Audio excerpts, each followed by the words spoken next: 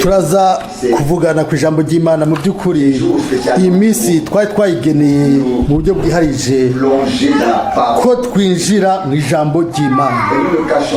Ntiduhisha yuko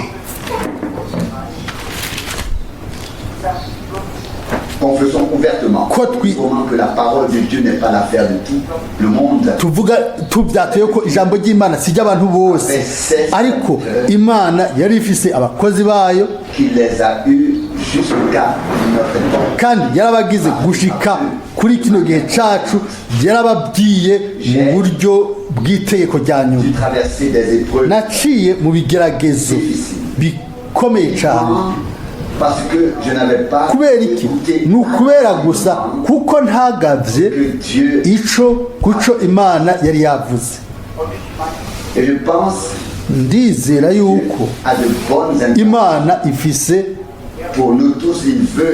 umugambi mwiza kuri twebwe twese, igomba kutubona yaturinze akaga kose mu buryo bushoboka, kandi ibyo bizoshika nk'uko uwaririmbye Zaburi yabivuze mu ruhande rumwe, avuga ngo niwahagarara gusa ku ijambo ryiwe. Nitwaguma mu ijambo ry'Imana gusa, tukaguma mu ijambo ry'Imana, umwami azoturinda kandi azogumana natwe. Turazi yuko Imana yavuze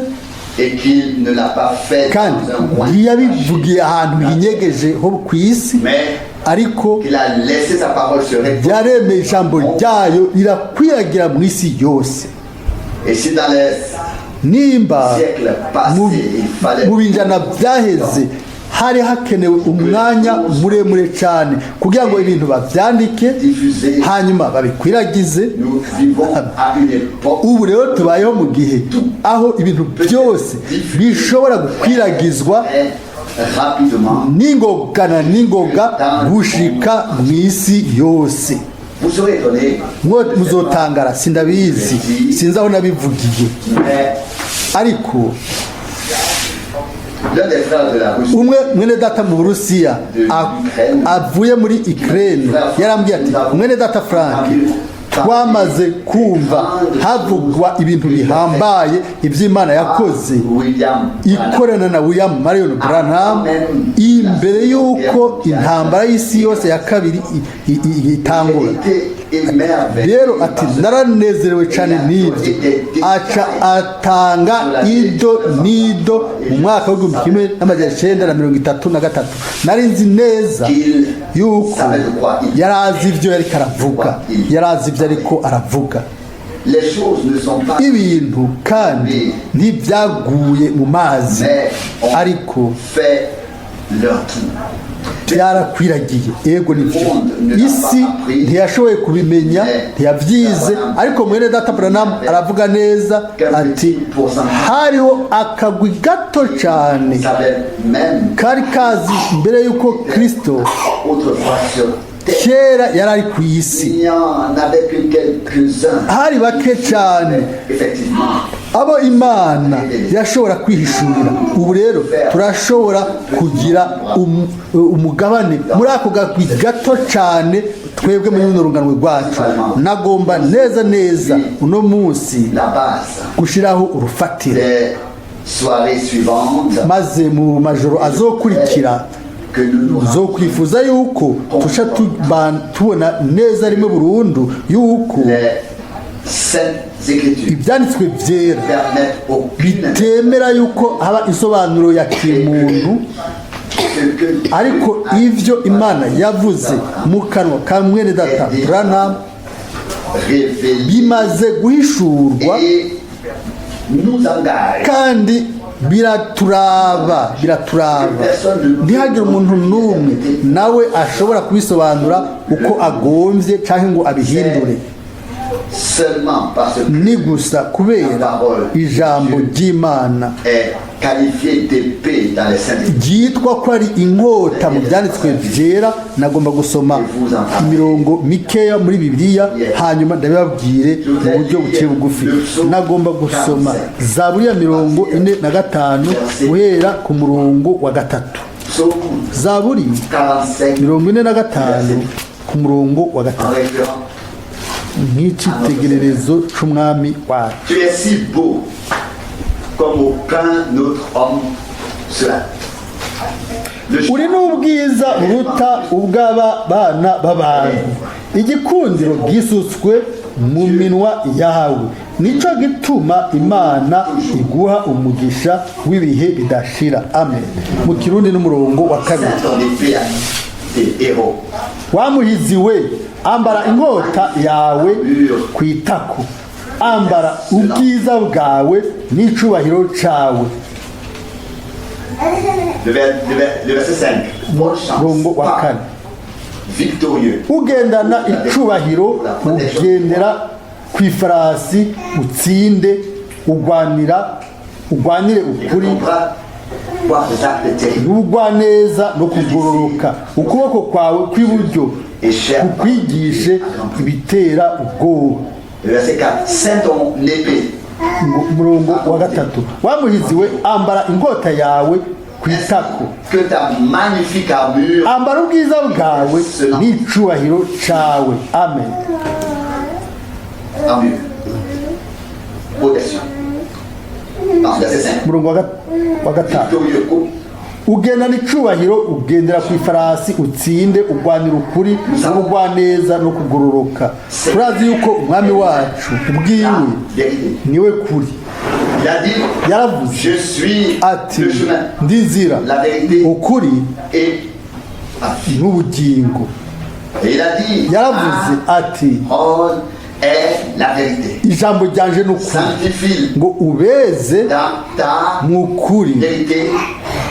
kuko ijambo ryawe niyo kuri. Ici, Hano en marche, inzira y'intsinzi kubwo ukuri devait être accomplie. yagomba gusohora kugira ngo akingire ukuri, kandi inkota yagomba gutwarwa ku bw'iyo ntumbero. Muri zaburi 149 turasoma Du 4. ku murongo wa kane, Car le Seigneur prend plaisir kuko umwami ahimbarirwa ubwoko bwiwe, et donne la atanga intsinzi kuri ba bandi bahetamye. Verset 5. Murongo wa gatanu, Que les hommes abantu abagororotsi banezerwe, des cris de joie, batera indirimbo z'umunezero aho baryamye. Murongo wa gatandatu, amashimwe abe mu kanwa, épée à double tranchant, kandi inkota y'ubugi bubiri, tranchant, inkota y'ubugi bubiri ibe mu biganza. en particulier Na cane cane dernier verset, uburyo bwiharije imirongo ya nyuma, la première partie ou même tout le 4e verset. mbere n'umurongo wa kane, kuko umwami Si là on peut, anezerererwa nous devons ubwoko bwiwe. voir ça dans Tugomba kubona ibi mu ntumbero y'uko Imana yavuze ibyo ibihimbara muri Kristo, et que kandi nous avons le natwe dufise uguhimbarira Imana muri Kristo, non pas en dehors de Christ, si nyuma ya Kristo, mais ariko ni muri Kristo. il nous a déjà élus. Turazi ko amaze kudutoranya muri Kristo imbere y'uko isi ibaho, Tout comme Ève nk'uko Eva yari muri Adamu. a été Christ, Umugeni ari muri Kristo, a été retiré kandi yakuwe de lui. muri Kristo.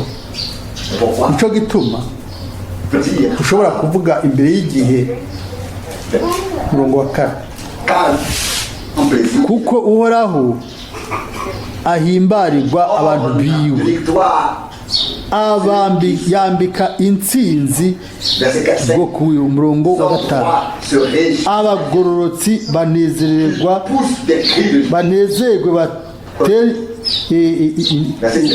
inkuru z'umunezero aho baryamye, amashimwe abe mu kanwa kabo n'inkota, À double tranchant.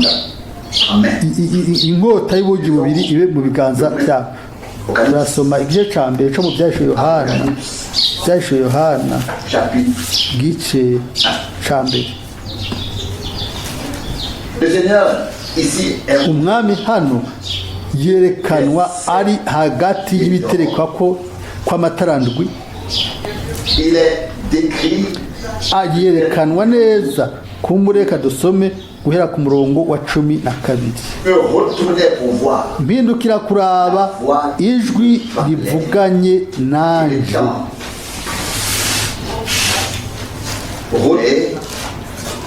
mpindukiye mbona ibiterekwa kw'amatara ndwi by'izahabu.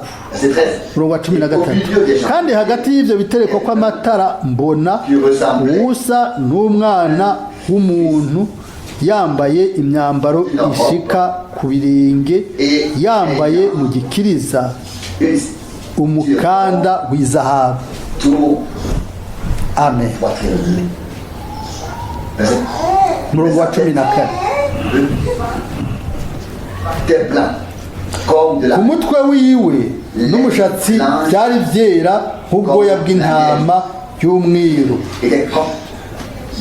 canke nka sheregi, n'inyonga ziwe zasa n'imbeya z'umuriro, ibirenge vyiwe byasa n'umuringa wo mwakaka utukurijwe n'umuriro, ijwi ryiwe ryari rimeze nk'iry'amazi menshi asuma. 16.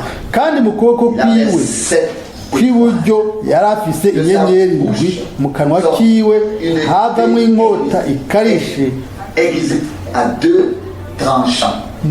havamwo inkota ikarishe y'ubugingo. Mu nyonga hiwe hari hameze nk'izuba iyo ryatse umutari. Na cane cane mu buryo bwiharije hano kuri umurongo ngo mu kiganza ciwe c'iburyo yari afise inyenyeri ndwi. Umurongo wa 16. Mu kanwa kiwe hasohokamwo inkota ikarishe y'ubugi bubiri.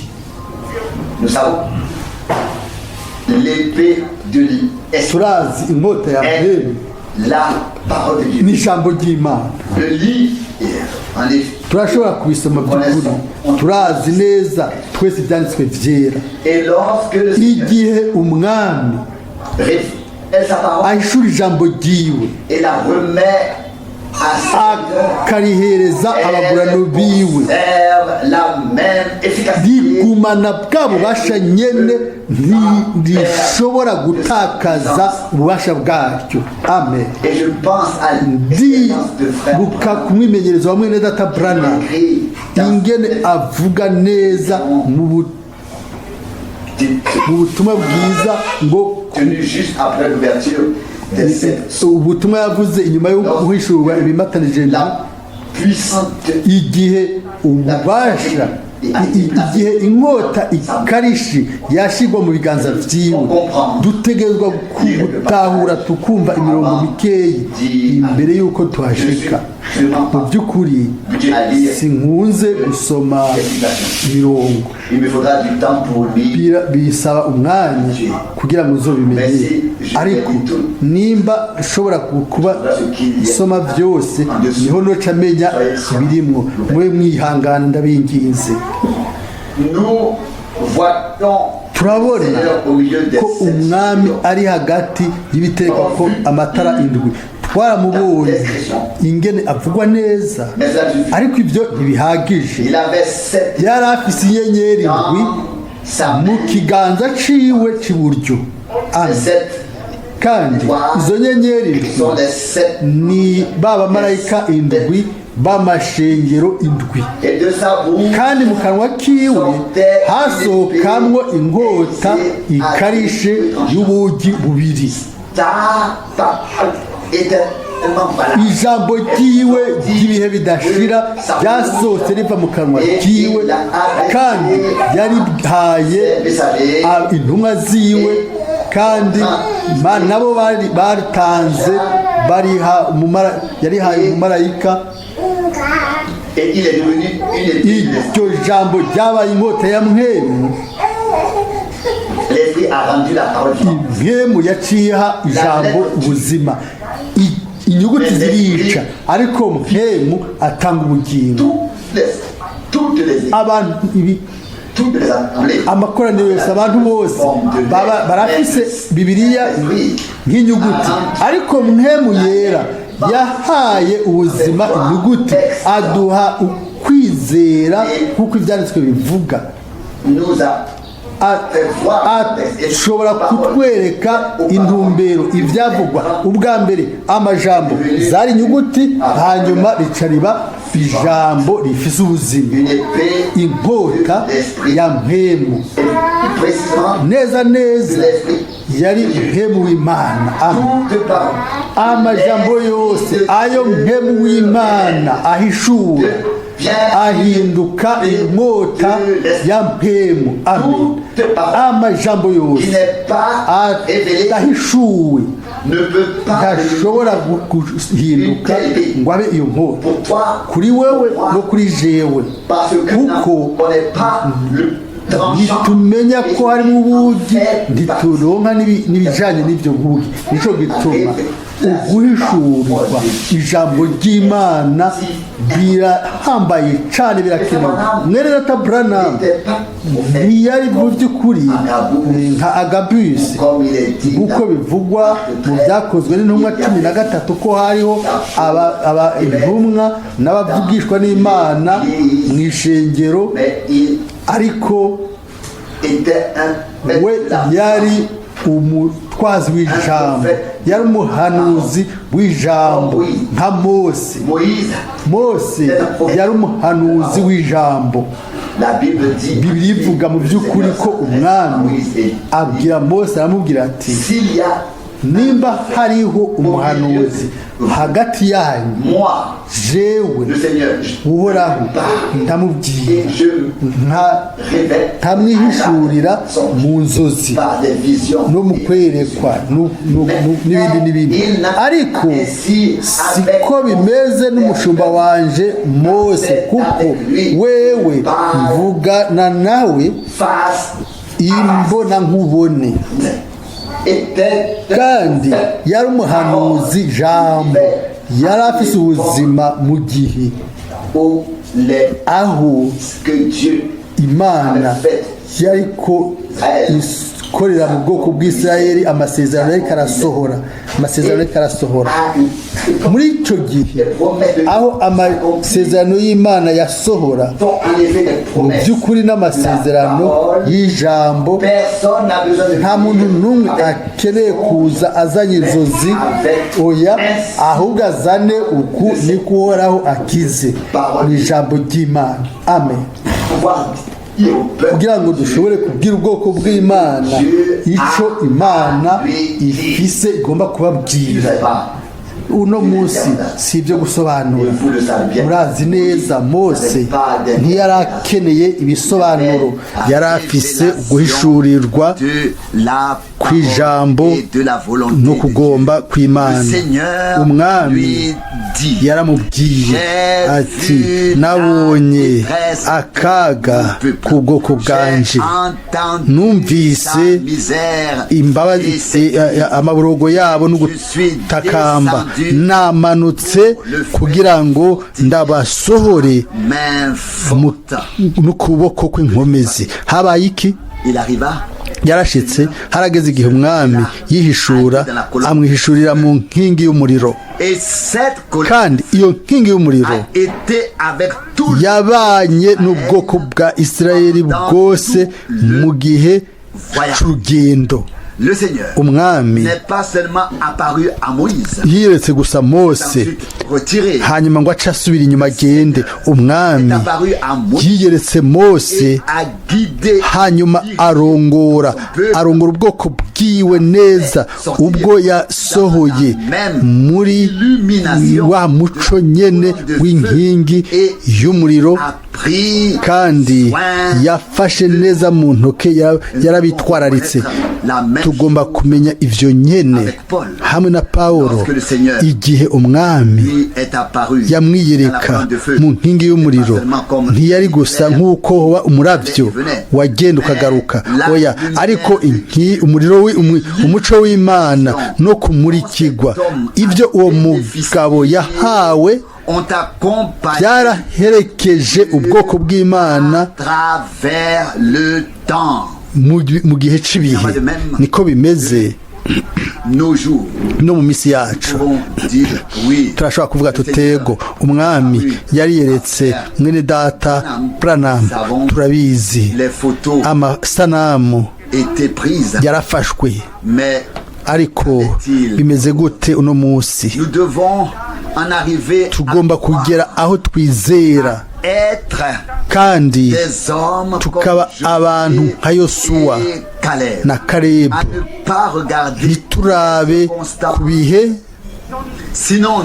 atari ubwo twashobora kuvuga tuti nka ba bandi 10 nka ba bandi 10 baza gutata igihugu. Nimwumve ivyo ntaco bimaze, nta n'intumbero, ntituzohashika. Yari Yosuwa na Kalebu. Ndagomba kuvuga nikumbure baratawe impuzu zabo maze baca yereka ubwoko, baravuga bati hamwe n'ubufasha bw'Imana turanarengeye gufata igihugu. Dufise inkomezi zirenze, tuzofata igihugu. Byari iki? Bari bitwazi bizera isezerano ry'Imana ku bw'igihugu ico bari bavuye kugendura, kandi bagarutse ngo bashikamike ukwizera kw'abandi, hanyuma bajabuke bose bari kumwe kugira ngo bacinjiremwo. Turazi ko Imana yaratunganije ibyo bintu uko nyene, niko no muri kino gihe bimeze. Ico twe turimo, ntitwakurikiye imigani yakozwe n'abantu, ariko by'ukuri uguhishurwa kw'Imana kw'ijambo ryiwe n'ukugomba kwiwe muri kino gihe. Kandi nimba twaratahuye ivyo, aho rero hagomba kuza amasaha n'umunsi aho Imana idufashe, umunsi aho Imana idufasha tukaraba hakurya y'ibihe, tukabona umwami, tukaraba ku mwami yatanze amasezerano ku bw'ubuntu. Ariko ukwizera kugomba guterekwa mu mitima yacu kubwo guhishurirwa kw'ijambo na mpwemu. Naho maze kubivuga ubushize, nagomba gusoma mvuge amajambo make. Wabona ubutumwa bwa mbere bwavuzwe inyuma yo kurugwa ibimatanijwe indwi ku rupapuro rwa 22. Ndabona agace hano ku gice urupapuro rwa 22 umurongo ngo muri kiriya gitondo narasenga ndi muri wa mwonga w'Isabinu nibaza ibyagomba gushika. Nagaranzuriye ibiganza umwami hariya ku musozi, maze inkota yaciye ikorokera mu biganza byanje, ifise iki aho gufata harehare, kandi yari ikarishe, yari ifise nk'ingero za piye 3, no kuvuga ni santimetero 96. Niko iyo nkota yari ingana, yari kayangana, yari ikozwe muri Asiya idacuya, yakayangana, yari ikarishe gusumba ubwembe. Sinzi mbega ibyo birasobanura iki? Maze ndavuga ndatinye.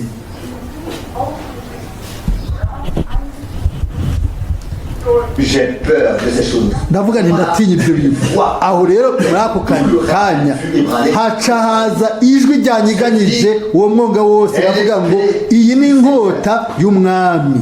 Et l'épée kandi inkota y'umwami est la parole. ni ijambo ry'umwami amen ijambo ry'imana Est plus tranchante. rikarishe gusumba inkota y'ubugi bubiri Voilà pour cette gushika rero ngaha kuri umurongo Ce n'était pas une simple expérience. ntabwo wari umwimenyerezo udasanzwe umwimenyerezo usanzwe yumvise ijwi ry'inkomezi Qui a ébranlé ryanyiganyije tout son entourage. aho hose yari hari hamukikije n'ibimukikije C'est l'épée du Seigneur. ngo hamenyekane ko ari inkota y'umwami Placé dans le iyo combat divin. twashizwe mu ntambara y'imana Tout au plus avec turashobora notre équipement. hamwe n'iby'iwacu byose n'inkota z'iwacu dushobora guca ugutwi k'uwundi muntu nibyo byonyine bishoboka nibyo dushobora gukora petero cyangwa uwundi uwo ari we wese yari abishoboye ariko On est capable de faire ça. Mais bari bashoboye gukora guca ugutwi k'uwundi ariko ngaha n'ibindi bintu nous ne sommes pas twebwe dans notre ntituri mu ntambara y'iwacu a été placé ntabwo twashyizweho ngo tuje mu kurwanira iby'iwacu amen twe twashyizwemo ngo mu bwami bw'imana haleluya notre combat intambara yacu ntabwo ariyo inyama n'amaraso ariko niyo kurwana n'abahambaye niyo kurwana n'abanyabubasha baganza mu birere amen ariko mu by'ukuri indani bamaze gutsindwa amina batsinzwe n'umwami k'umusaraba i Golgotha amen Ici il est dit voici hano haravugwa ngo ehe l'épée ngiyi inkota y'umwami et l'épée du Seigneur kandi inkota y'umwami est la parole ni du ijambo ry'umwami Frère Branham mwene data Branham a dit dans une autre prédication yavuze mu bundi butumwa bwiza meilleure épée ati inkota nziza nta kindi ishobora kuba yo gukora à l'abandon. nimba umuriro bayayitanga itegerezwa kuba ifashwe neza mu kuboko gukomeye ko kwizera amen Et alors aho rero l'épée de l'esprit inkota ya mpemu peut accomplir irashobora gukora ico imana yayikoreye certains d'entre nous bamwe muri twebwe barashobora kuyibuka du 31 1965 mu kwezi kw'icumi na kabiri mu 1965 igihe mwene data Branham yari yatashe mu bwiza igihe umwami mu cumba muri sare kw'ibarabara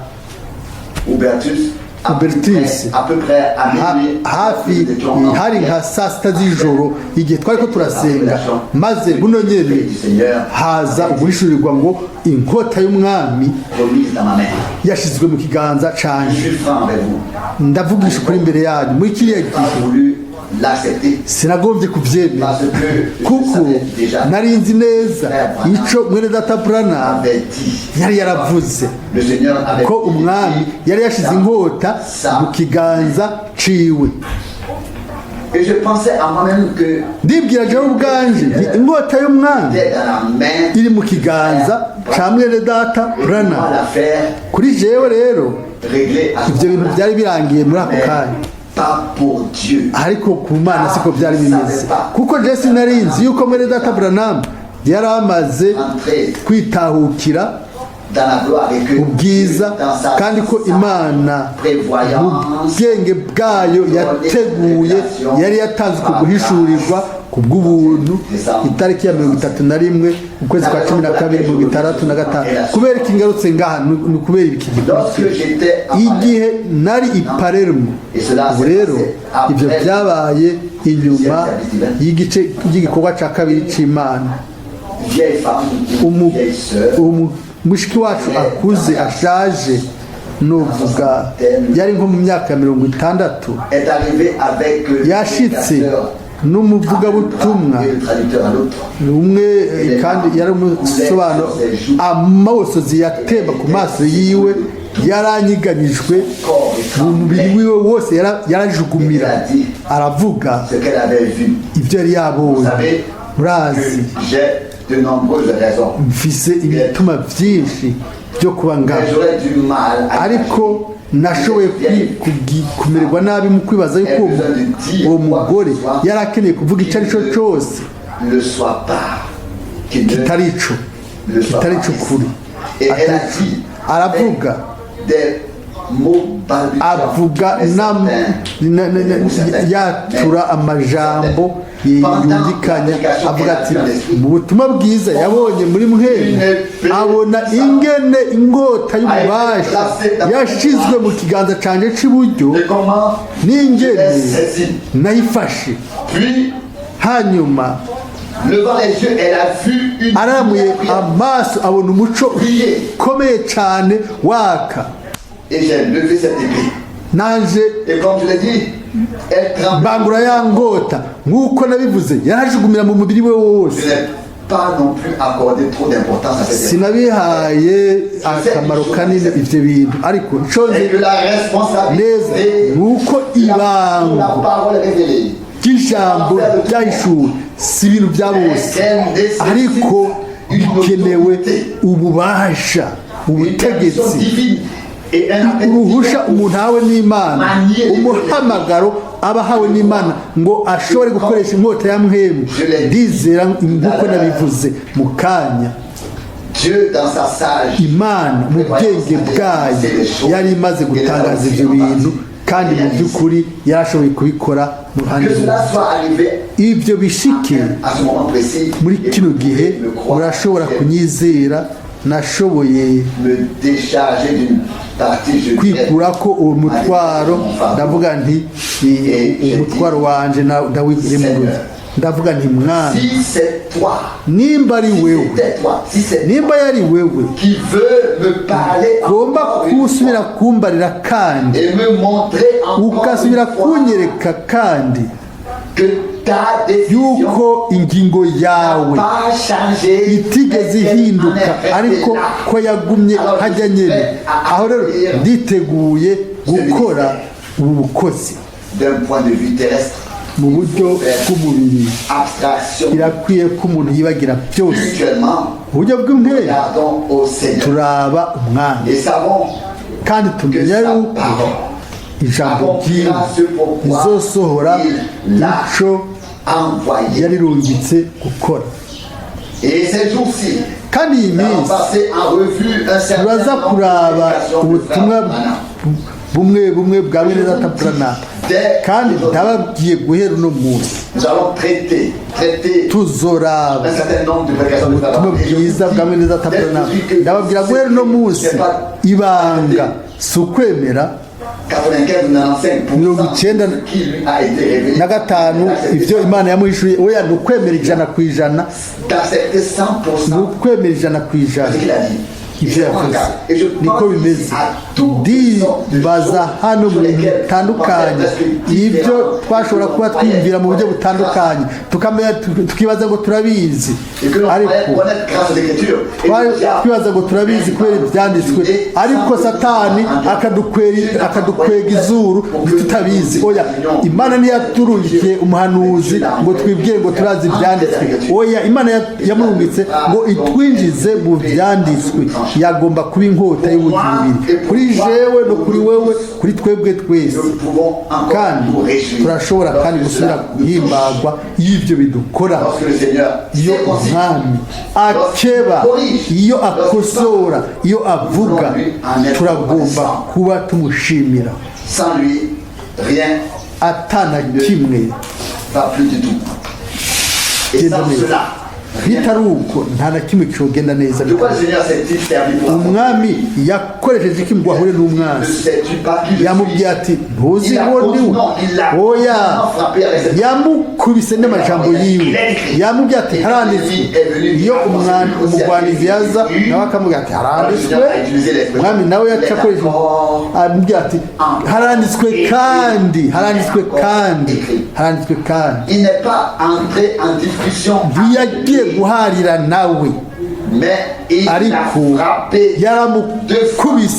yaramukubise kabiri, aramukubita gatatu, yego aramukubita inshuro 100, yaramukubise gushika ku mpera. Yamenye umutwe wa yanzoka. amen. Ce que Dieu ico a imana dit par l'intermédiaire de yavuze ikoresheje mwene data Branham n'a besoin d'aucune discussion. nta bihari bikenewe, nta bisobanuro Il bikenewe. faut seulement que cela birakwiye gusa yuko ibyo turishurirwa muri wa muco nyene w'imana, muri wa kwatangazwa nyene mu muco kwa mpwemu yera. nous attendons turarindiriye yuko ibyo bintu qui ne sont peut-être ibyo pas bintu encore kumbure très clairs, bitaraba deviennent ibifoboye pour nous. biba ibifoboye kuri twebwe. turazi iby'ukuri yuko byose biza mu Et gihe Dieu cyabyo, nous donnera kandi imana l'illumination izotumurikira intambwe ku yindi ku nzira iyo ducamo selon le besoin bihuye n'ibyo d'illumination igomba que nous kutumurikira ibyo Et dufise. pensez à l'histoire mwibaze kuri mwene data Branham, rimwe na rimwe akoresha inkuru ziciye bugufi, izo natwe dushobora gutahura. Il a parlé de l'homme qui yaravuze est venu wa muntu yaza à la réunion avec mu gikorane lanterne afise itara kumbure igihe ca kera gisagara uriya mutama yarafise itara mu kiganza, yarazi yuko inyuma y'igikorane buzoba bwije akagomba gusubira inyuma. uwo muntu yaraje aramubwira ati umve simbona ibi byose n'ibi byose, aramwishura ati simbona. none ufise iki mu kiganza? aravuga ati mfise itara. ati nuri muri iki nuri cyane? acamubwira ati urabona rero inzira yavuye, urabona? aravuga ati oya, uwo muco iryo tara irintwara hamwe nanje,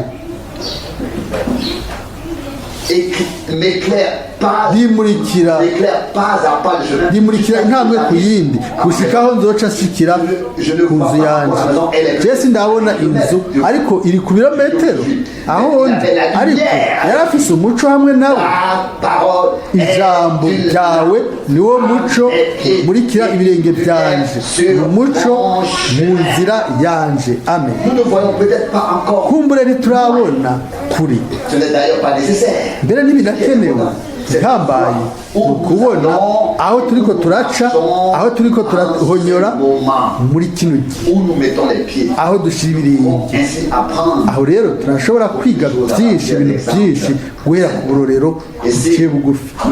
rero nimba two kwinjira muri ubwo butumwa bwiza, igihe tuzokwinjira muri ubwo butumwa bwiza, yego tuba dufite intumbero imwe, ni uko imana yavuze tubihabwa rimwe, kandi hama tugende bituze mu mutima. hano mu rupapuro rwa mbere ni ikibazo cyo guheba, kwihebera umwami, kwiyegurira umwami. aravuga ati niyo nyota yo mu mutima wacu, ngo tugukorere tukubaha n'umutima w'ukuri, kugira ngo ushobore gukura ikintu cyiza mu buzima bwacu. intambwe zacu, uburongozi bwacu umunsi wose bube nk'uko biguhimbara mu bintu ibyo twakoze uri kuri uriya munsi. hano ni kwiyegurira Imana, kwiheba ubuzima bwacu tukabuhereza umwami. hanyuma aca avuga ikintu mu buryo busanzwe kinza mu mutima. dufise amashimwe hamwe n'abagenzi bacu, ariko n'abagenzi badasanzwe hano, abagenzi babaye ku ruhande rwacu mu gihe twaca mu bihe bikomeye. nta kintu coshobora gusubirira abo bagenzi. nibyo yabayemo. yari afite abagenzi bari kumwe nawe, bamuherekeje mu bihe bikomeye. aravuga ati afite abagenzi benshi mu isi yose, ariko ntaco gereranya abagenzi abajanye nanje mu bigeragezo hamwe nanje. Puis il poursuit. Hanyuma arabandanya umurongo. En quoi consiste Mbega une assemblée? ikoraniro n'igiki? Pas du bâtiment, Si inzu, mais les personnes qui s'y ariko n'abantu bakoraniyeyo adorer. kugira ngo basenge Imana. Amen. Kugira ngo basenge Nous en Imana. sommes reconnaissants Dufise amashimwe pour cela. L'Église y'ibyo. Ishengero rigomba kuba nk'uko kenshi twakunze kubivuga, n'umubiri ufise ubuzima. L'Église doit être Ishengero rigomba kuba ari umubiri w'umwami Yesu, iryo Imana igomba kugaragaramwo hano kuri nosi. Aha ngaha arabandanya. Dieu ne pouvait pas passer Imana ntiyashobora guca iruhande ya Mose iminsi yose, byamye biba ibanga kuri jewe gushika ku munsi aho mu guhishurirwa ibyanditswe iki cyumviro canjemo. Mose yakoze procuration afise uruhusha mu buryo bumwe, yari igishusho, yari igitutu cya Kristo, nk'uko umwami Yesu yari afise amaraso y'Imana, amaraso Imana yaremye. Imana remis leur péché à toute l'humanité. ibyaha by'abantu byose yabishyize kuri we, abantu bose ibi byaha byose byashyizwe kuri we. Dutegerezwa gutahura yuko umwagazi w'Imana wakoze igikorwa cyo gucungura gifise ububasha ibihe bidashira, nta yindi ncungu izobaho, ni incungu y'ibihe bidashira, niyo yabaye ku musaraba i Golgota. Amaraso y'umwagazi yarasesetse. Haranditswe kandi hano ngo uno munsi niwe wenyene atuvugira, niwe avugira abantu imbere y'Imana.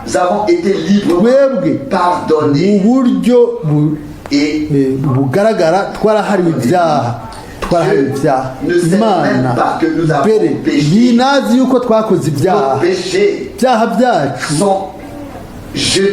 byatawe mu kiyaga cyo kwibagirana,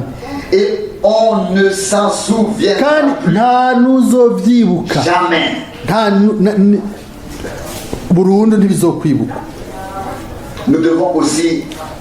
natwe dutegerezwa gutahura twebwe nk'abantu turashobora kwibabaza tukiturubika, mbere ntidusuye no kuryoherwa n'ubuzima bwacu igihe twokwibaza kuri twebwe ubwacu canke ku bintu biduturubika.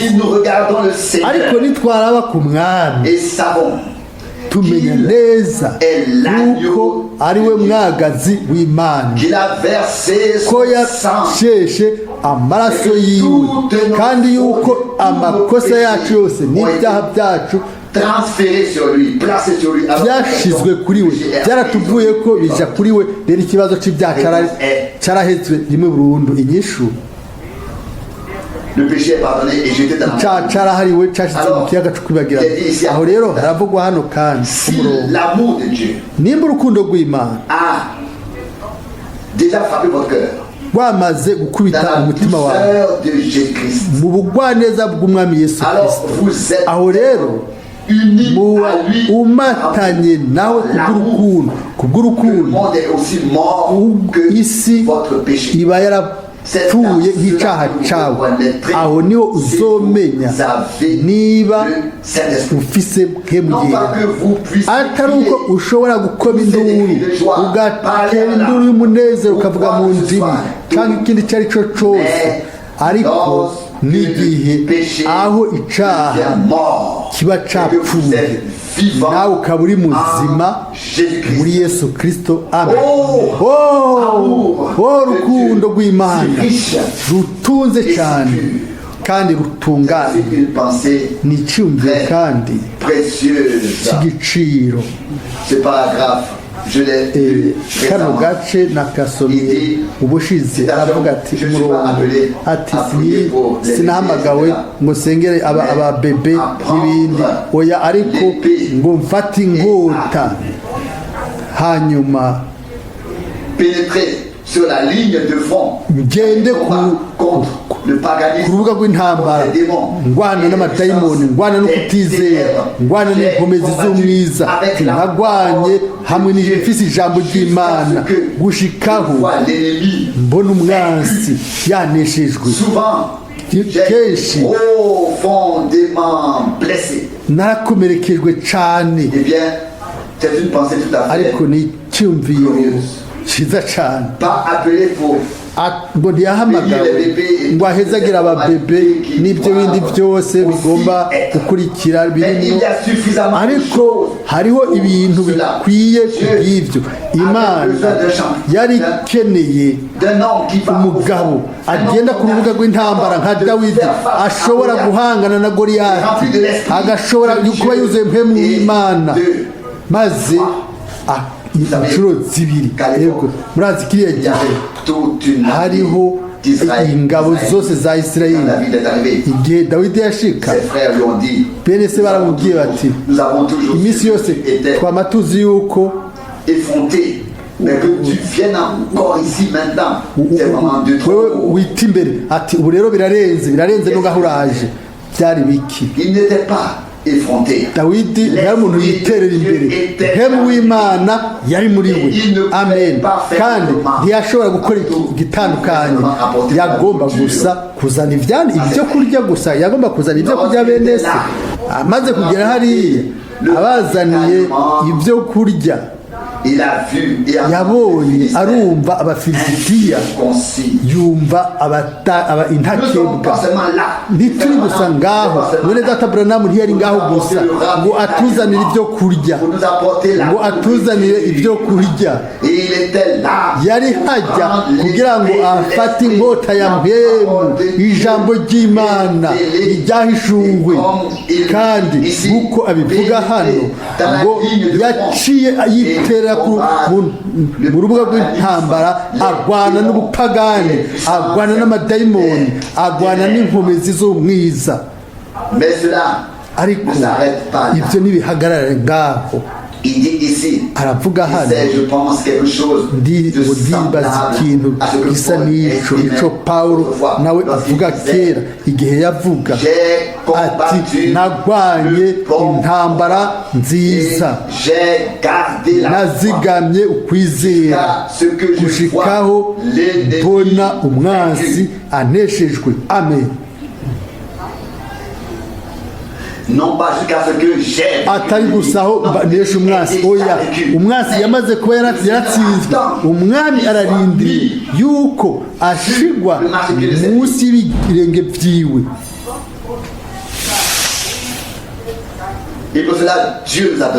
kubw'ibyo imana yaduhaye inkota ya mpemu ndizera ko umwami bizomuhimbara yuko tuzoramvura kandi tugashyira hejuru umusaraba w'igorogota maze uwabambwe akaba ari hagati yacu kandi tukemera byose n'ibyo yaduhaye ku bwa gorogota mu kwizera kuzuye maze tureke umwansi ngo tubiharire ko hanyuma aravuga hano ngo kenshi narakomerekejwe mu buryo bukomeye yego ibyo birashika mu ntambara ariko byari bikenewe ibyo byari bikenewe kuri we kandi birakenewe nawe kuri wewe no kuri jewe murazi ibyo ari byo inyuma aravuga amajambo akurikira murongo ndibwira nti mana yanjye kubera iki utahamagaye uwundi muntu yari gushobora kuba yobikora ati mbabarire ariko narananiwe abantu ntibakigomba kunyumva narananiwe ahantu runaka sinakoze icyo nategerezwa gukora parce qu'ils ne veulent pas. kubera batagomba kunyumva. Il n'y a qu'un côté. aho hari uruhande Différence. D'une rw'itandukanye, part, urundi vu du point ruhande de vue divin, urabye mu buryo et d'autre bw'Imana, part, urundi ruhande vu avec des yeux. urabye n'amaso y'umubiri. Il a vu les Yararabye grandes foules, abona igugu ry'abantu benshi bari baje les grands igihe rassemblements de guérison au milieu. amakoraniro menshi cyane yo gusengera abarwayi yari yabaye, hari gusengera abarwayi, abona yuko bagiye baba bake cyane, baba bake, aca aribaza ati mbega narananiwe kubera iki abantu bataza kumva uwo mwana, iyo gusa ushobora gufata uwundi muntu. Je n'ai pas dit cela une seule fois. Ibyo sinabivuze na rimwe, genda maze kubivuga kenshi. Il est dit ici, citation. Haravugwa hano Au umurongo, retentissement du message, ese ingene ubutumwa butangazwa, ubutumwa bw'umumarayika tous les w'ijwi, mystères de amabanga Dieu yose y'Imana seraient connus. azomenyekana. Je le crois de tout mon cœur. Ndabyizeye n'umutima wanje wose. Personne ne peut Nta muntu venir n'umwe ashobora kuza, nta na mwene data Frank, nta n'uwo ari we wese n'izina ryiwe yovuga ngo ubu Imana yampishuriye iki n'iki. Byose que Dieu a ibyo révélé Imana yahishuye est déjà contenu dans les byamaze paroles kuba mu révélées majambo de Dieu. yahishuwe n'Imana. Il suffit que nous le Birakwiye gusa ko tubitora hanyuma révélés par l'Esprit. tukabihishurirwa na mpwebwe. Tout, Byose c'est tout ce dont nous avons besoin. byose nibyo byonyine dukeneye. Ndibaza Je yuko pense que cela fait partie ibyo biri de mon mandat, si je peux le dire en toute nimba modestie, rushobora de faire kubivuga nciye bugufi, entrer ni ukwinjiza le de ubwoko Dieu bw'Imana dans ces mystères. muri ayo Vous mabahanga. remarquerez Muzoca qu'il nous mubona arrive de ko lire dushikirwa no gusoma rimwe na rimwe, tugasoma ducisha hejuru, nanjye nkuze kubikora. Ariko ubu rero soit venu igihe de cyashitse ne plus passer aho outrage, tutagomba gucisha hejuru lire à côté, ngo dusome iruhande, mais de nous ariko plonger tugomba kwinjiramo kugira ngo duhe Imana amahirwe yo kuturongora dushikane kure le but ku jusqu'à ce que ntumbero nous soyons gushikaho honnêtes. tuzokwambikwa igitsibo. Hano haranditswe kandi umurongo ngo ibuye ry'agasongero, ibuye rya nyuma Jamais été posé sur la pierre. ntirirashigwa ko ku J'étais nyabutatu. au Caire. Naragiye i Kayiro muri Egiputa, L'achèvement n'est jamais venu. guheraheza twigeze kuza C'était kuko la pierre angulaire. ryari ibuye Et rigumya en imfuruka, même temps, la n'iryo pierre kandi la dernière. ibuye rigumya imfuruka. Dans l'église, Mu ishengero il est la pierre angulaire. niwe buye Dans rigumya l'église, imfuruka. Mu ishengero ryaherahejwe il est la dernière azoba ari pierre. ibuye ry'agasongero. Au commencement, au Ku début, ntango il était la pierre angulaire. yari ibuye À la rigumya fin, imfuruka, il ariko est ku la mpera pierre de fait. niwe buye rigumya imfuruka, ibuye rya nyuma, ni arufa ni omega, Le premier et le dernier, celui ni wa mbere ni wa nyuma, ni wowe uwariho, qui était et celui qui vient. niwe uwariho, niwe ariho, niwe kiraza. Ushobora gusoma ibindi byinshi Il se hano réfère aux 7 yisunga ibyo bimatanijwe, akavuga ati mu by'ukuri Cela a arraché les roches ibi des montagnes. byatembagaje amabuye y'imisozi. Cela est connu que pendant Birazwi yuko mu igihe des 7 anges y'abamarayika ndwi de pyramides, baje bari mu nyabutatu, igihe nabona bajya bamarayika ndwi bagize baramanutse en se dépêchant, ils bihuta, m'ont enlevé. maze barandugana nanje ngenda iburengerazuba. Pour Dieu. Si vous Iburengerazuba n'avez pas ngo encore lu, nimba mutarasoma ibyo bimatanijwe, nimba Yesu niyatebagana tous mes petits-enfants, abana banje abuzukuru banje abana ba Paul, ce serait toujours la vérité éternelle. kuzoguma ari ukuri kw'ibihe bidashira kw'Imana nzima. Il s'agissait de Byari déterminer ce qui était scellé à l'intérieur. kwari guhishurirwa ibyari bimatanije indani bitari byanditswe, byari bikwiye yuko L'interpréter. bisobanurwa. Et quand je suis revenu, igihe rero nagaruka mvuyeyo marayika wa mbere umugoroba wa mbere yuguruye ikimatanijwe ca mbere, et c'était maze icyo contraire à tout cyari gitandukanye n'ibyo twamaze kumva byose mu buzima bwacu. tous les 7 ont été abo donnés de bamarayika la même manière. uko ibyo uko ari indwi byose byatanzwe cyo kimwe, mwese murabizi, niho mwari muri hano igihe ibyo byakoreka. benshi D'entre vous, muri mwebwe qu'est-ce que c'était? byari iki? C'était une action.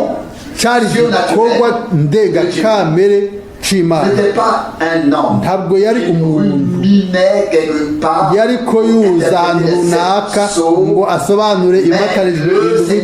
oya, ni mwe umwami wari yatanze ibyo abahanuzi mu kwerekwa ibyagomba gushika, maze mu nyuma yarabisohoje. Dieu fait Imana arriver toutes choses de by'ukuri manière ikora ibintu surnaturelle. byose mu buryo C'est à cela que ndengakamere. nous reconnaissons ni aho rero niho tumenya qu'elles sont de Dieu. yuko ari Il iby'Imana. donne une description détaillée itanga de ce qu'il idonido a vu y'ibyo et de yabonye, atanga idonido y'ibyo ce yabonye qui est arrivé. n'ibyamushikiye. Et ensuite, il est dit, hanyuma en haravugwa hano référence à lui, eh, celui-ci ngo est mon serviteur. uyu niwe Je mukozi l'ai wanjye, appelé à être namuhamagaye un prophète abe umuhanuzi pour cet âge. wa runo Il rungano, doit guider agomba kurongora ubwoko nka Mose fait. nk'uko yabikoze. amen. L'autorité divine lui a été donnée. yahawe ubutegetsi Il peut dire bw'Imana, des choses ashobora kuvuga et les ibintu appeler à l'existence. akabihamagara bikabaho. C'est une révélation que Dieu a ni faite uguhishurirwa uko Imana à son sujet. yahaye Il a été ubundi envoyé comme ngo Moïse. yamurungitse nka Mose nk'umuhanuzi muri runo rungano rwacu. Et nous n'en avons Natwe. pas honte. ntibidutera Il y isoni. a des gens hariho qui abantu disent pour nous il bavuga ngo suffit kuri de twebwe croire ni en ukwizera Jésus-Christ. muri Yesu Kristo. Et je vous dis ariko qu'il ndababwira y en a beaucoup yuko hariho benshi mais ils ne bizera croient pas ce que ariko Dieu ntibizera ibyo Imana ibabwira, babwira ibyo bagomba kwizera. Et je veux dire, ndagomba kubabwira yuko grande déception, ikintu kimbabaza ma cyane, pire leçon, icigwa je les ai reçus là-bas. nakirose hariya muri kongere y'Iberere, Quand j'ai assisté, igihe nariko ndaba ibyo je ne byose savais même pas sinari nzi de quoi mbere il s'agissait. ibyo Je byari. n'étais qu'un spectateur. jewe nari nk'umurorerezi mu bantu 2500 bari bahari. J'ai vu l'évêque. nabonye umuyeveke w'umuprotesta, numvise n'abandi bantu, Ressenti toute l'atmosphère. maze numva ikirere cyose. Et vu de l'extérieur, uraba ubw'inyuma il ne se passe rien ici. nta kintu kirakoreka hano. Les gens bougeaient de droite abantu à gauche, baragenda de iburyo gauche n'ibubafu, à droite. ibafu n'iburyo, Leurs mains, ibiganza tout était en byabo mouvement. Ils byose marchaient en byarimwo hauteur. Ils chantaient biragenda bararirimba, baririmba mu ndimi za kera na nshasha, une immense wamenga ni ibintu divine. biroranye neza by'Imana. Le fait que je n'étais qu'un observateur et que je n'ai igituma pas jewe nari umurorerezi ntagiyemwo mu gukoma amashi kugira ngo cela peut-être ibyo byose kumbure yego nuko umuntu yari imbere yari mu by'ukuri yari je ne umumediyome l'aurais jamais imaginé de ma vie. umumediyome n'umurozi. sinokwibaza ibintu nk'ibyo mu buzima bwanje. Et quand cet homme igihe uwo mugabo John il Paul s'appelait Collins auparavant, un yitwa homme qui Collins a imbere travaillé yabo, pendant tant umuntu d'années yakoze dans imyaka les cercles myinshi spirites akora mu américains, bintu by'abarozi muri Amerika, qui a même été le chef de 13 mbere et de tous niwe ces yabaye umukuru w'abarozi mu bihugu 13. yari azi abo bantu bose bari hejuru, na wa mugore yari we yavuga ibintu, umukarismatike w'Iberere akomeye. J'ai vu cette dame. uwo mugore naramubonye, J'ai su dans mon cœur que ce naciye n'est menya pas mu bien. mutima wanjye nti si byiza ibi. Elle n'a pas sa place là-bas. ntafise ikibanza ciwe hajya kubera iki jewe nogendana n'amaboko maremare mpuze amaboko muri esitoma yanje byose byarazungurutse ariko uwo muntu John Tote yavuze iki mu ntahe yiwe ngo uwo mugore ngo niwe mugore w'umurozikazi akomeye kandi niwe aza guhamagara niwe akomeye mu barozi bo muri Amerika niwe maze kumva ivyo byose byaciye bihagarara natakaje ibyanje byose kuko nabivuze numvise merewe nabi sesemwe yego umugore yaciye avuga ingene haje uwapfuye sinigeze ntawe uri kimwe na kimwe muri ibyo umuntu wari iruhande yanjye aravuga mu congereza aravuga ngo n'umurozikazi ibyo byose sindabiha agaciro maze numva ibyo bintu byose mu nyuma kubera ikindi ko navuga ibi abo bantu neza neza ubirabye mu bw'inyuma wovuga ngo ni igikorwa cya mpemu yera uwo kwifuje kumbure bagenda n'amaguru kugira ngo bamuzane hano yego hanyuma ugaca wumva ngo ninde yari hajya imbere n'ibyo bisobanura inkuru zose inkuru zose zarimo ububarozi zarimo amadayimoni muzobona mu mpera y'urugendo ingene byari bikwiye gufata ijambo ry'Imana ryahishuwe nk'ikintu kimwe conyene guca urubanza kuri byose kuri byo tubona n'ibyo twumva ubw'inyuma uvuga uti byari byiza cane yashobora kuvuga ngo ndabazaniye ndamukanyo za mwene wacu ni perezida wa leta zunze za Amerika yego bose babibona neza ariko byari iki ntibyari by'Imana aho niho rero tugeze abantu bashibura iby'Imana yatanze igagenera rurungano baca baronka ibindi naho ibintu byinshi berekana inyuma mu buryo bw'umubiri kubera iki iminsi yose twama tubwirwa ngo ikintu kigeze n'ijambo ry'Imana ikintu cyose kigerageze n'ijambo ry'Imana turagomba kwinjira muri ibyo bintu mu majoro azokurikira muzobona yuko dushobora twese kwihinda ariko ijambo ry'Imana ni ukuri kw'ibihe bidashira nimba twafata ijambo ry'Imana y'ikintu kimwe cyonyine aho honyine niho tuzomenya neza kangahe twamaze kubyumva mu buryo bw'inyuma ibintu bibiri biramera nk'ibisha bisha mbere n'abatoranijwe ngo bohenzwe ariko ntibishoboka kuko abatoranijwe bafite ijambo ry'Imana ibyo bahawe na mpemu w'Imana kandi ntibatwagwa n'umunezero runaka oya ariko barasa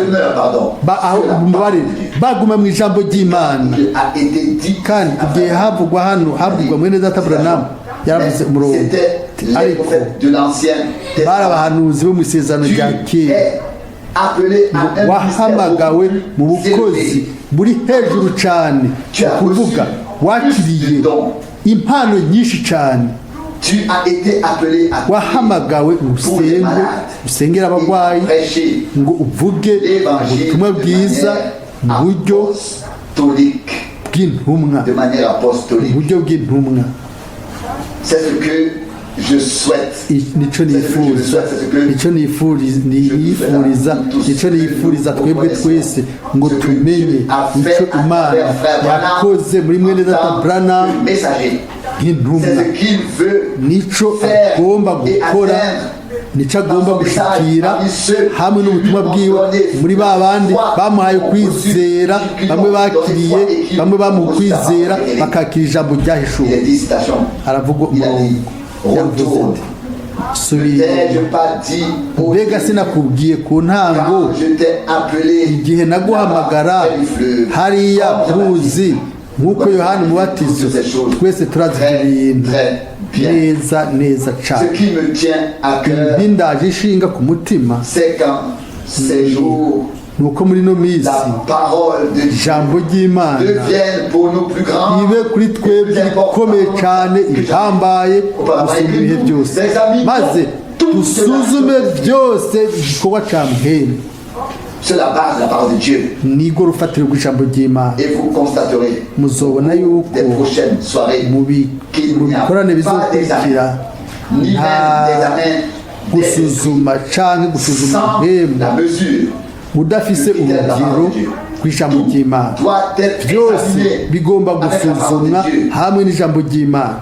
Et si toi et moi, kandi wowe nanje nitwibwira kandi hariho abantu bavuga bati se ndafise impano yo et gusesa qu'est-ce qu'ils disent et qu'est-ce qu'ils mbega distinguent? ibyo Qu'est-ce qu'ils ni discernent? igiki Ils ne peuvent même pas basesa distinguer. ntibashobora no gutandukanya umwiza n'umuco Des réflexions sur les ubwabo bakiyumvira qu'on ibintu leur présente. ibyo babazaniye. Non, une décision, Oya. une décision et Ingingo. un discernement correct ne peuvent se faire imeze que neza sur base de la ikorwa parole de Dieu. biciye ku rufatiro rw'ijambo ry'imana. Ce n'est qu'alors que naho honyine niho quel tumenya esprit est actif. mbega ni mpemu wahe ariko arakora ariko aravuga kuko icyo imana ikoze iminsi yose cama gisa n'ijambo ry'iwe Et bihumbi. si cela nimba ne ibyo correspond pas à sa bidahuye parole, n'ijambo ry'iwe nous pouvons l'oublier. turashobora guca tubyibagira. Cela peut paraître aussi ibyo bon bishobora possible kuba ari byiza à nos yeux. uko byaba bimeze neza imbere y'amaso yacu. rero Ma décision ingingo est yaje ferme. irashikamye hamwe n'ubufasha bw'imana. Fermez mes oreilles et tout ce uzibire qui est amatwi en moi à n'ibi tout, muri jewe byose à na moins byose que kiretse je ne le vois clairement ndabibonye dans la parole de Dieu. bifoboye mu ijambo Et à ry'imana. partir de là, guhera aho rero voyons duca tubona l'importance, nous reconnaissons l'importance du message igihambaye duca que Dieu tumenya nous a donné dans ce igihambaye mu butumwa imana yaduhaye muri kino gihe atari uko twubandanya kugenda twibaza ngo turafise ibintu mu biganza. Nous avons oya constaté twabonye yuko ce n'est pas nous qui atari contrôlons les twebwe choses, mais que ce sont les dutegeka choses ibintu que nous ariko n'ibintu Et c'est bidutegeka. pourquoi Nico nous sommes gituma peut-être, moi, en tout kumbure cas, un peu ému intérieurement. tunezerwa mu buryo bw'imbere ariko nari nifuza yuko imana yoheraheza yotanga guheraheza kwiza gutunganye ikishura yuko ariyo nyenkomezi itsinze ku mpera natwe tugasohoka nk'umukuku w'abizeye nk'umukuku w'abanesheje muri runo runganwe rwa nyuma wakiwe asohokayo inkota ikarisha kaze gusumba ubugi bubiri ni ijambo ryiwe ry'igiciro kandi iryo jambo twararyakiriye mu kwizera nyemerere ndabivuge guhera uno munsi hemu w'imana azo kwama iminsi yose akora bihuye n'ijambo ry'imana. ni haba ikintu runaka kidahuye n'ijambo ry'imana tutabona mu byanditswe byera hano atanu hano na hano, aho rero haba ari igihe gikomeye cy'uko duceceka tugasesangura ibyanditswe kugira ngo tumenya nimba bimeze uko nimba ari iby'ukuri. muzoca mubona yuko ibintu byose bije bizanywe na muheri uzobisanga mu byanditswe.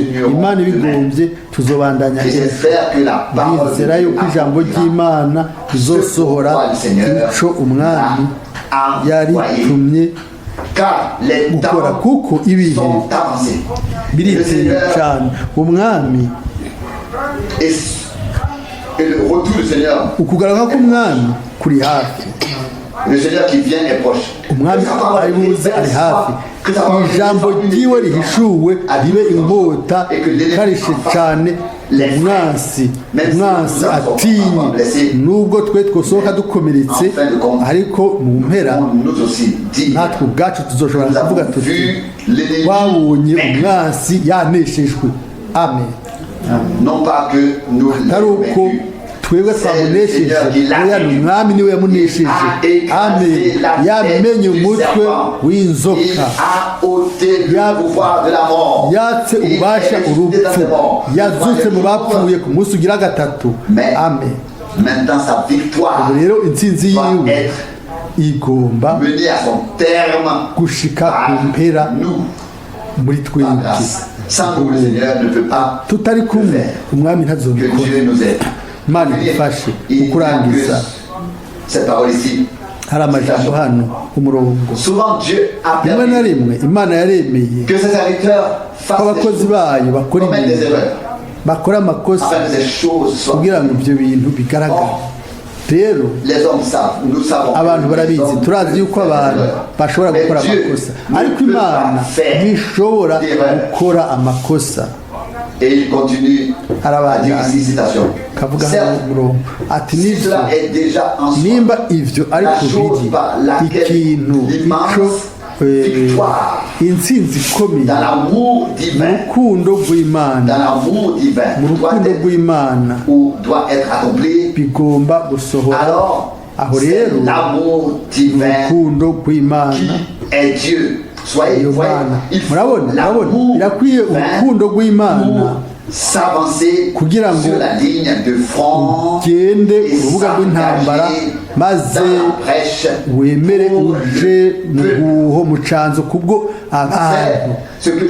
nico nifurije n'umutima wanje wose, nico niyifurije n'umutima wanje wose, ntihagire amakanda namwe uko bimeze kose kiretse urukundo rw'Imana rugaragara ku musaraba i Golgotha. kandi ndababwira ko mu ntambara y'imwemu tugenda dukubitana inkokora canke duterana imigere uwundi. oya, intambara y'imwemu ikorwa gusa iyo turi hamwe, twese turi hamwe, hanyuma twese tukaja hamwe. umwansi niwe atugwanye, niwe mwasi wacu wenyine. twese tuba twuzuye urukundo rw'Imana. yego muravuga bati ivyo bigomba kuba mu bigwanishwa. yego ivyo biri mu bigwanishwa vy'Imana. urukundo rw'Imana biri mu bigwanishwa vy'Imana.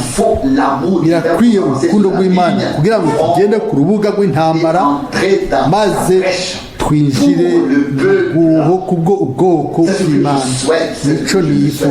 nico nifurije wese n'umutima wanjye. ugusukwa k'urukundo rw'Imana atari yuko twokora inkomezi ngo dukunde, oya, ariko dushobore kuvuga tuti urukundo rw'Imana ruradusuguma. yego, nk'uko Pawulo yashoboye kubivuga mu Bikorinto ba 2:5-14 ubushizi bw'amanga yuko ibyo bintu bitavuzwe gusa ariko ko bizosohora. mwene data Branham ntiyabayeho umwanya muremure ngo abone ibyo byose ari bisohora, ari Pawulo nawe nyene ntiyabonye ibintu bimwe mu byo yararindiriye, ariko twe tubayeho mu gihe aho ibyo bintu bizobona gusohora, aho intsinzi ikomeye y'Imana yacu izohishurwa. ntazoba ari we, ntazoba ari jewe bazokubahwa, ariko umuhizi wanesheje Golgotha niwe azokubahwa, niwe azoshirwa hejuru ubwoko bwiwe, ubwo azoha intsinzi ku bw'ubuntu. amen. turizera umutima wose nuko yamaze kubikora, tuzobibona n'amaso yacu. nihashimwe hahimbazwe izina ry'umwami. amen. turahaguruka hama dusenge. Data wo mw'ijuru,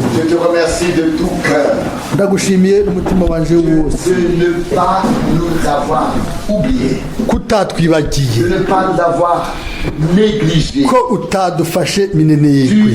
Tu te souviens de ton peuple maintenant. Wama wibuka ubwoko bwawe ubu nk'uko wabikoze mu gihe cya Mose. Nos cris et nos Wama wumva ugutabaza kwacu no guhamagara kwacu, ainsi que l'esclavage, mbere n'ubuja, ce qui ne te plaît pas. n'ibintu byose bitaguhimbara.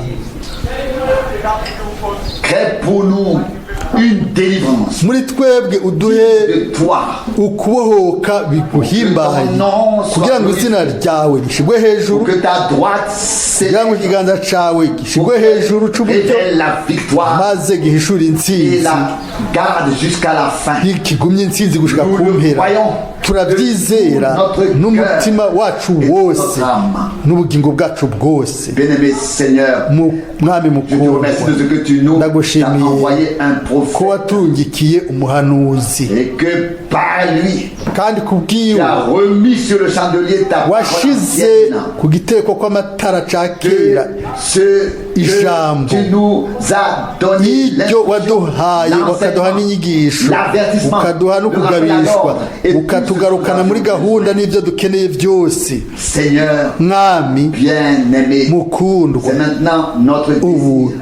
inyota yacu niyo utugire, Reconnaître en particulier les choses tumenyeshe ibintu dont nous ibyo avons besoin dukeneye maintenant.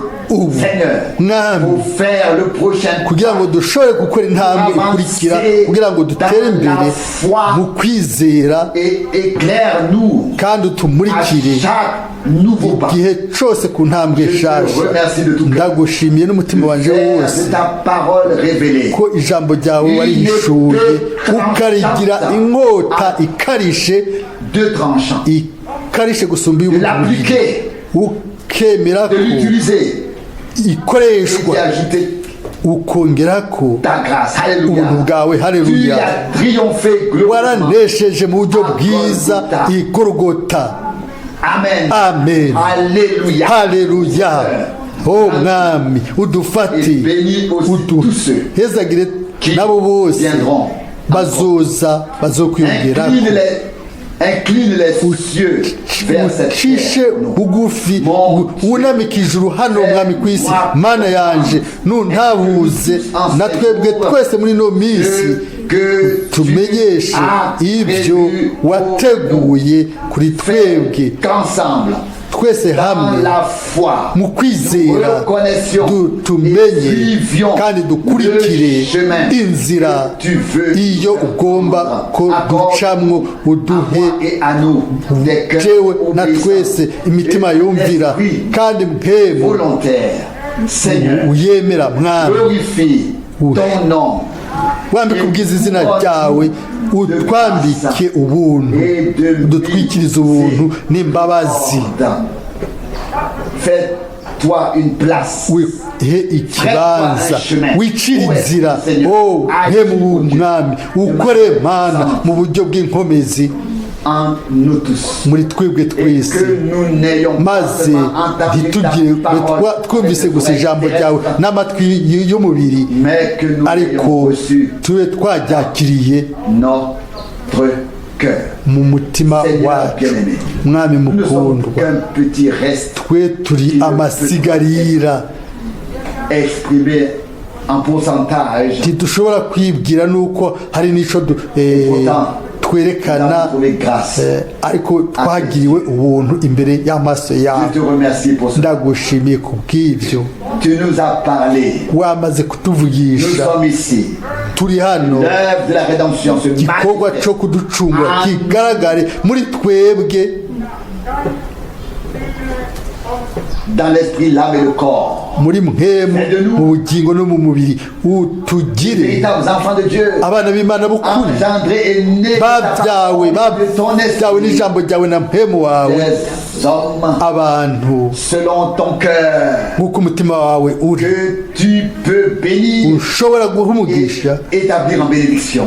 ugashyiraho kumugisha. Mwami, Pose tes mains ushyire ibiganza byawe, utobekeranye ubwoko bwawe bwose, à racheter. ubwo wacunguye, Car c'est écrit, kuko handitswe gutya, dans la paume de tes mains, ngo nous mu sommes kiganza cawe niho twanditswe sur la croix, ko musaraba igorogota Golgotha, tes mains ibiganza et vyawe tes pieds n'ibirenge vyawe étaient transpercés, barabitoboye n'urubavu rwawe baraguguruye et ton sang, amaraso yawe le sang pur, amaraso yera divin, atanduye y'imana coulé yarasesetse kugira ngo acungure umukuku wawe uzobona inyonga z'imana. Satan, Satani enlève tes mains sales, kuri ibiganza byawe byanduye ku mwana w'imana wese yogejwe, kuko nous sommes libres. turi abidegembya kubw'amaraso y'umwagazi. Sauveur, Mucunguzi, manifeste-toi, garagazwe niwigaragaze, crée une fois ureme ukwizera dans kuzima nos cœurs, mu mitima yacu, car nous avons Kuko entendu twamaze kumva la parole vivante du Dieu, ijambo rizima ry'imana nzima, et ta parole, kandi ijambo ryawe ni et mpemu elle est vie. atanga ubuzima. Seigneur, Mwami, ta victoire intsinzi yawe igaragare muri ino minsi. nous t'en remercions Turagushimiye dès maintenant guhera ubu au nom mu izina ryera de Jésus. rya Yesu. Alléluia. Haleluya. Amen. Amen.